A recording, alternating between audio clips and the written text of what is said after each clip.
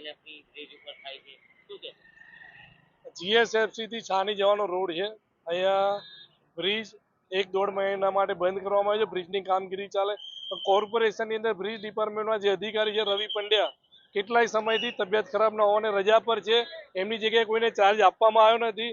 બ્રિજની અંદર one way એક જ બાજુથી રોડની અવર જવર છે, પણ વચ્ચે બેરિકેડિંગ કરવામાં નથી આવતું.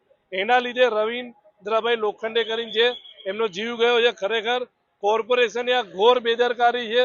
ભવિષ્યમાં એક્સિડન્ટ ના થાય એના માટે ફરી બ્રિજનું જ્યારે કામ શરૂ કરવામાં આવે તો વચ્ચે બેરિકેડિંગ કરવામાં આવે, જેથી કોઈ એકબીજા ઓવરટેક કરીને આગળ જાય નહીં ને આવા અકસ્માતો થાય નહીં. અગાઉ પણ આવું એક અકસ્માતમાં એક જણની મૃત્યુ થઈ હતી.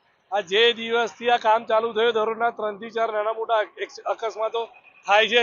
પણ આ ઊંઘતું કોર્પોરેશન જેનો કોઈ ધણી નહીં છે ડિપાર્ટમેન્ટનો, તો એનું કોણ સંભાળ રાખશે એવી પરિસ્થિતિ છે અત્યારે.